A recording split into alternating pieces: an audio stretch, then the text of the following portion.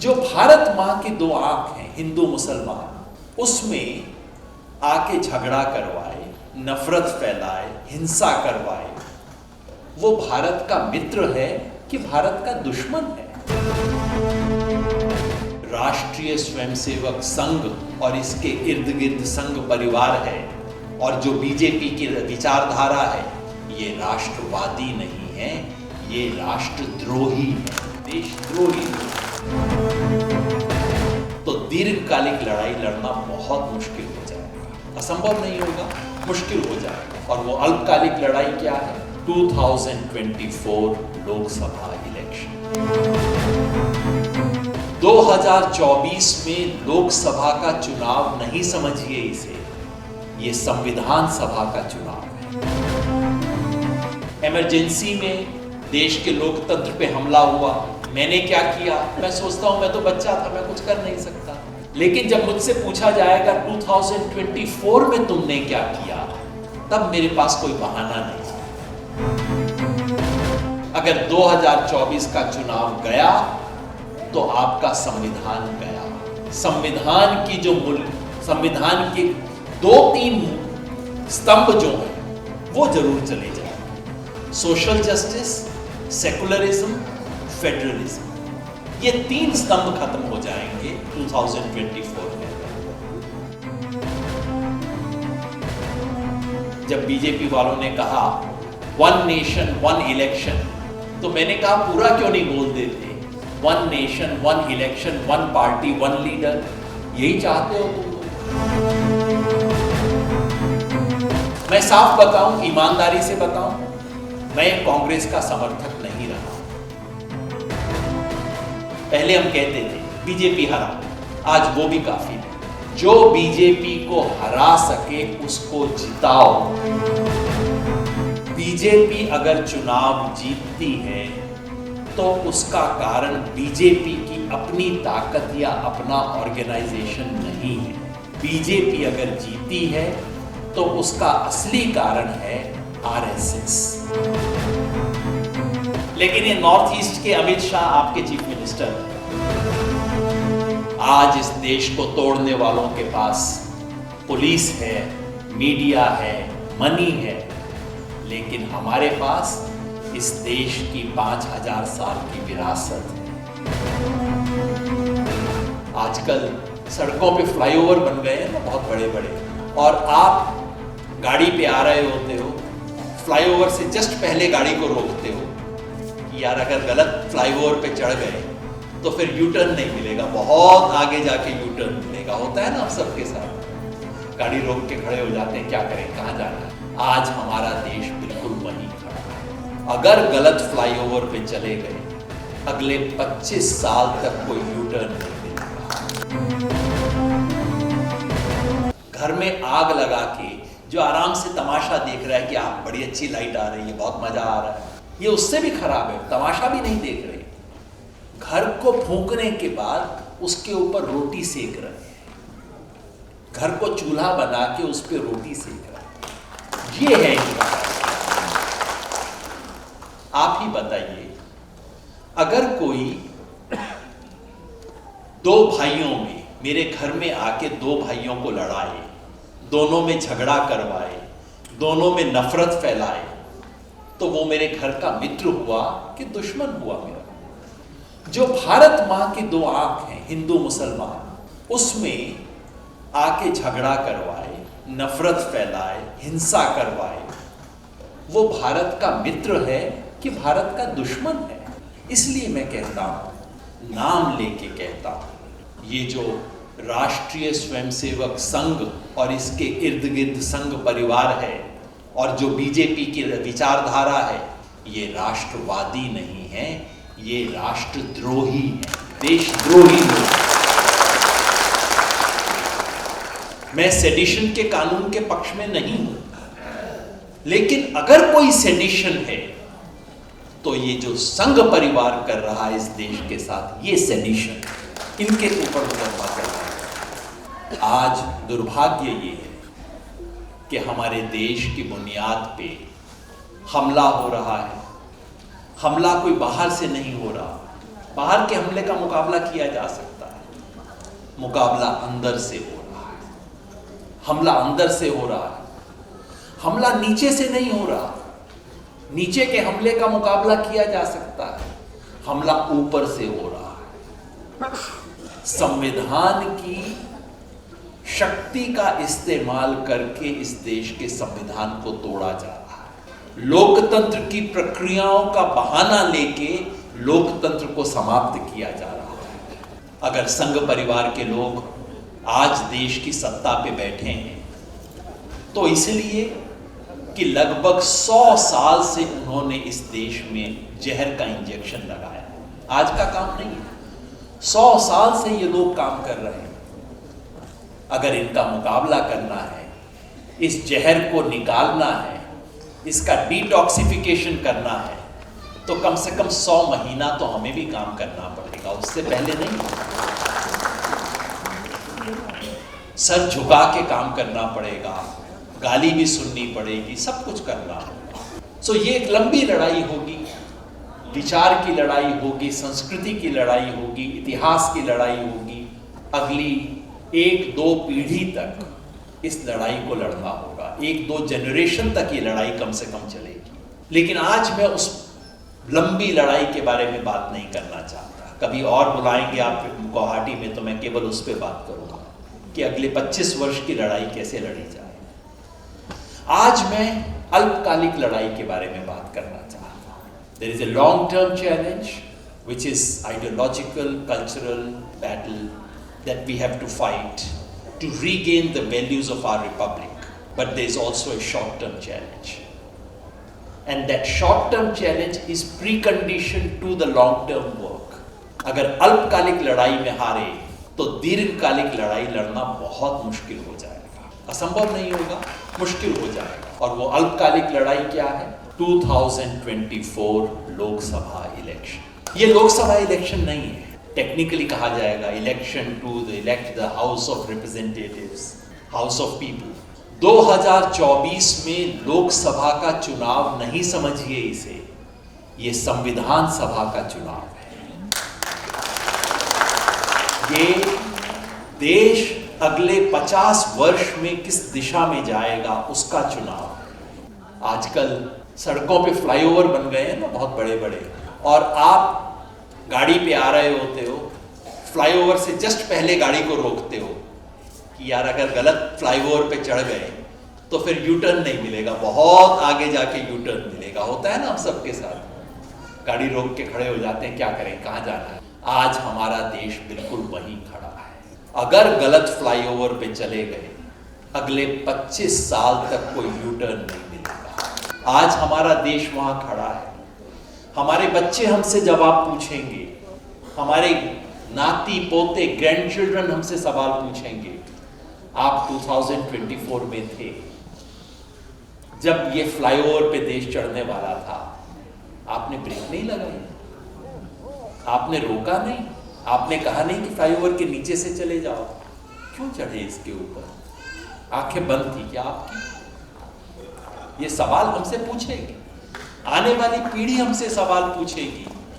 इसलिए मैं चाहता हूं हम सब इन वर्षों में, देखिए हम इतिहास की किताब पढ़ते हैं, 1942 देश में क्रांति हुई, हम सोचते हैं मैं तो पैदा भी नहीं हुआ था, मैं क्या कर सकता हूं। हम पढ़ते हैं इमरजेंसी में देश के लोकतंत्र पे हमला हुआ, मैंने क्या किया, मैं सोचता हूं मैं तो बच्चा था, मैं कुछ कर नहीं सकता। लेकिन जब मुझसे पूछा जाएगा 2024 में तुमने क्या किया, तब मेरे पास कोई बहाना नहीं। मैं जिंदा हूं, मैं एडल्ट हूं, मैं कुछ कर सकता हूं, और फिर मैंने नहीं किया। ये बात हमें अपने आने वाली पीढ़ियों के सामने शर्मिंदा कर।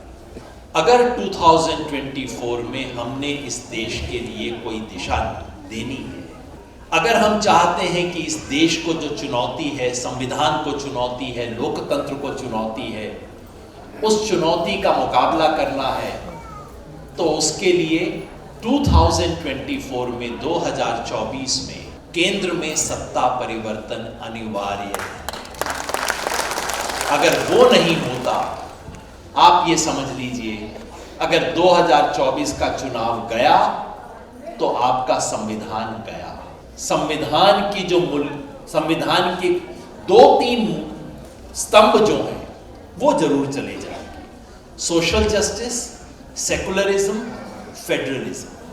ये 3 स्तंभ खत्म हो जाएंगे 2024 में। अगर ये मैं मन से बातें नहीं कह रहा हूं, अब तो इनके समर्थक लिख के ये बात कह रहे हैं कि संविधान को बदल देना चाहिए।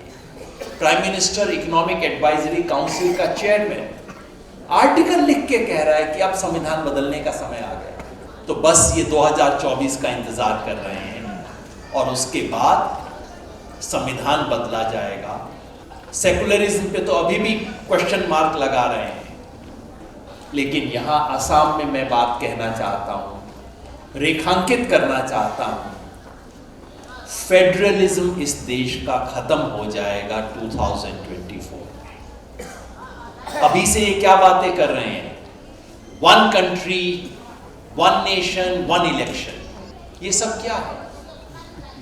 ये सब देश के संघीय ढांचे को खत्म करके एकात्मक ढांचा लाने की कोशिश है। The federal structure of this country is gradually being converted into a unitary structure. Everything will be dictated from Delhi. Everything will be decided in Delhi. हम धीरे धीरे उस तरफ जा रहे हैं और ये बात असम के लिए समझना बेहद जरूरी है, पूरे नॉर्थ ईस्ट के लिए ये समझना बेहद जरूरी है। ये देश यूनिफॉर्मिटी पे नहीं टिका है। हमारी यूनिटी जो है वो यूनिफॉर्मिटी की नहीं है, हमारी एकता जो है एक रूपता की नहीं है। हमारे देश का राष्ट्रगान कहता है पंजाब सिंध गुजरात मराठा द्राविड़ उत्कल बंगाल। राष्ट्रगान स्वीकार करता है कि हमारे देश में अनेक अनेक अनेक तरह के रंग हैं, रूप हैं, स्वरूप हैं, विचार हैं, भाषा है, भूषा, उस आधार पे देश बना है। मगर धीरे धीरे अब इस देश पे एक रंग, एक भाषा, एक व्यवहार, एक विचार, एक नेता, ये सब लादने की कोशिश हो रही।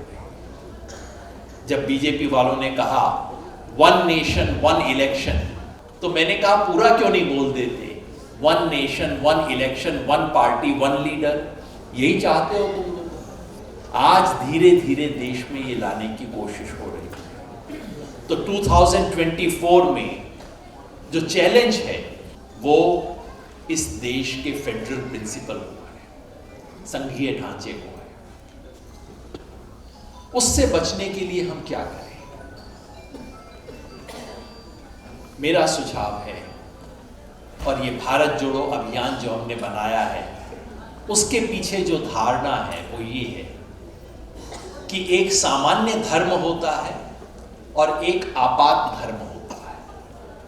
सामान्य धर्म सामान्य दिन में जो हम करते हैं, ये करेंगे वो करेंगे, इलेक्शन आता है हम कहते हैं इस पार्टी को सपोर्ट करेंगे, लेकिन पार्टी अच्छी है लेकिन कैंडिडेट अच्छा नहीं है, कैंडिडेट तो ठीक बोलता है लेकिन उसकी पार्टी ये चीजें नहीं स्वीकार करती।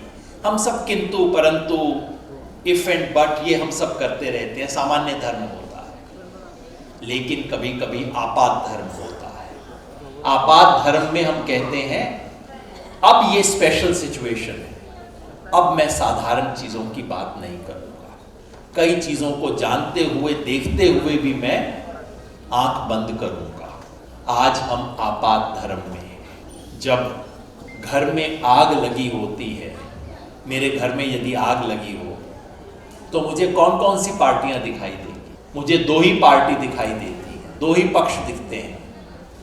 एक वो जो पेट्रोल की बोतल लेके घूम रहा है, मुझे दिखता है ये दुश्मन है, ये मेरा घर बर्बाद कर रहा है। और दूसरा वो जो पानी की बाल्टी लेके आया। जब मेरे घर में आग लगी हो तो मैं ये नहीं देखता कि पानी की जो बाल्टी ला रहा है, बाल्टी का रंग लाल है कि पीला है कि नीला है कि हरा है, कोई फर्क नहीं पड़ता।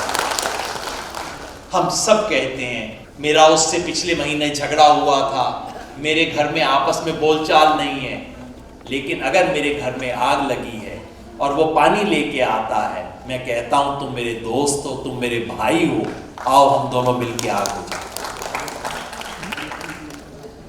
तो जब देश के सामने ये संकट है तो हम लोगों ने, तो हम सबका एक ही धर्म है इस वक्त, एक ही ड्यूटी है हमारी कि किसी तरह से इस आग को बुझाएं। मैं साफ बताऊं, ईमानदारी से बताऊं, मैं कांग्रेस का समर्थक नहीं रहा और मैं समझता हूं इस मंच पे बैठे हुए अधिकांश साथी, मैं एक एक के बारे में तो नहीं जानता लेकिन अधिकांश लोगों के बारे में कह सकता हूं ये कांग्रेस के समर्थक नहीं। इनमें से कई साथियों के बारे में हमारे पास असम के सबसे पुराने कम्युनिस्ट भी हमारे साथ बैठे हुए हैं, ये तो कोई कांग्रेस के समर्थक नहीं है। हम सब लोगों का अधिकांश जीवन जन आंदोलनों में बीता, कांग्रेस की सरकारों का विरोध करते हुए बीता।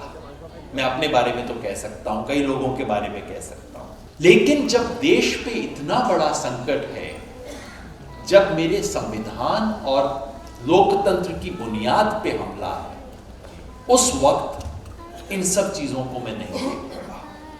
उस वक्त केवल एक ही सिद्धांत होगा, आज देश को इस हमले से जो बचा सकता है हम उन सब के साथ खड़े हैं।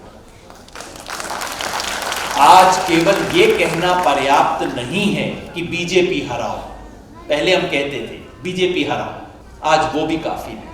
जो बीजेपी को हरा सके उसको जिताओ, उसको जिता के दिल्ली भेजो ताकि वो एक दूसरी आवाज खड़ा कर सके।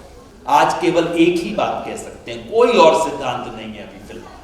2024 में जो संसद हो और जब इस देश के संविधान को बदलने की कोशिश हो, उस वक्त मेरा एमपी खड़ा होकर उसका विरोध करे, बस मुझे ये चाहिए और कुछ नहीं चाहिए। वो एमपी मेरी सड़क बनाएगा नहीं बनाएगा, मेरा काम करेगा नहीं करेगा, कर दे तो बहुत अच्छा है, लेकिन अगर ना भी करे तो मुझे चिंता नहीं है, बस मेरे संविधान को बचा ले। देश बच गया तो बाद में उसका भी कान में पकड़ लूंगा, बाद में उसको भी मैं सीधा कर दूंगा। मैं बिल्कुल फ्रैंकली बोल रहा हूं इस वक्त, देश बचेगा, बाकी सब चीजें हम कर लेंगे, सब पार्टियों को सीधा कर लेंगे। पहले भी इनसे संघर्ष किया है, आगे भी करेंगे। कुछ महीने पहले तक हमारे सामने संकट था कि बीजेपी को तो हराओ लेकिन किसको जिताए। यहां ये पार्टी भी है, कांग्रेस भी है, तृणमूल भी है, ये पार्टी है, वो पार्टी है। लेकिन अब जबकि इंडिया कोएलिशन बन गया है, मेरे मन से वो दुविधा समाप्त हो गई है। इसका मतलब ये नहीं है कि इंडिया कोएलिशन में सब जो लोग हैं उनका मैं समर्थन करता हूं। इसका मतलब ये भी नहीं है कि इंडिया कोएलिशन से बाहर जो हैं वो कोई खराब लोग हैं, गलत लोग हैं, मैं नहीं कह रहा। लेकिन इस चुनावी दौड़ में 2024 में देश को बचाने की जो दौड़ है, उसमें बीजेपी को हराने के लिए सबसे समर्थ, सबसे अच्छा मैं नहीं बोल रहा हूं, सबसे समर्थ विकल्प आज हमारे पास एक इंडिया कोएलिशन नामक है। It may not be the best alternative, it is the only effective alternative that we have today. और एक बड़ी चीज दिखती है कि देश बचाने की जो ऊर्जा है वो पार्टियों के बाहर ज्यादा है। ये 26 पार्टियां जो इंडिया कोएलिशन में आ गई हैं, इनके पास बहुत बड़ा फुटप्रिंट है, इनके पास संख्या बल है, लेकिन विचार का बल, नैतिक बल, सांस्कृतिक बल इनके बाहर भी है, बहुत ज्यादा है। आज इस हॉल में जो तमाम लोग आए हैं, असम के तमाम गणमान्य लोग जो यहां बैठे हैं, ये ऊर्जा शायद पार्टियों के पास नहीं है, हो सकता है हो, लेकिन मुझे लगता है कि इस देश को बचाने की जितनी ऊर्जा पार्टियों के अंदर है, बड़ी पार्टियों के अंदर है, उससे ज्यादा ऊर्जा पार्टियों के बाहर है। चाहे वो छोटी पार्टी हो, चाहे वो जन आंदोलन हो, चाहे असम नागरिक समाज जैसा जन संगठन हो।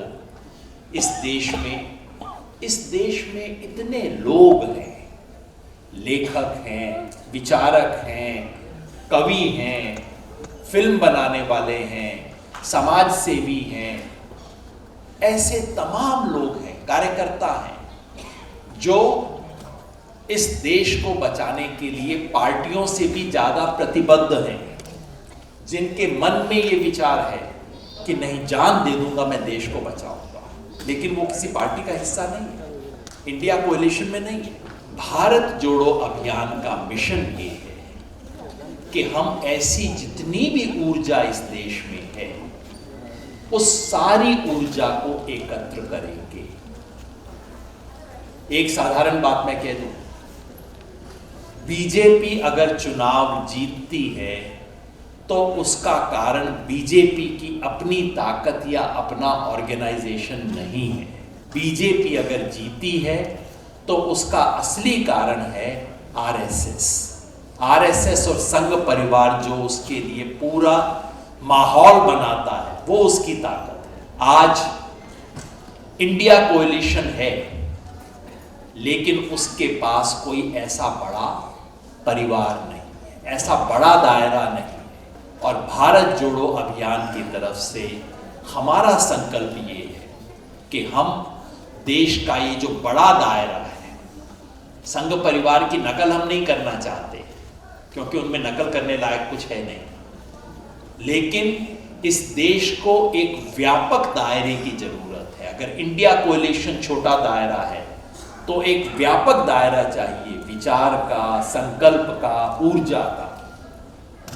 भारत जोड़ो अभियान उस व्यापक दायरे को इकट्ठा कर रहा है, सिर्फ 2024 के लिए नहीं, 2024 के लिए भी और 2024 के बाद भी हमें काम करना है इस देश के संविधान को, इसकी वैल्यूज को बचाने के। जब मैं कहता हूं कि हम इनका मुकाबला करेंगे तो बहुत लोग मायूस हो जाते हैं, कहते हैं कैसे मुकाबला करेंगे, इनके पास तो सब कुछ है, इनके पास सत्ता है, इनके पास इनकम टैक्स है, ईडी है, पुलिस है, इनके पास मीडिया है, इनके पास पैसा है। इस सब का मुकाबला हम कैसे करें?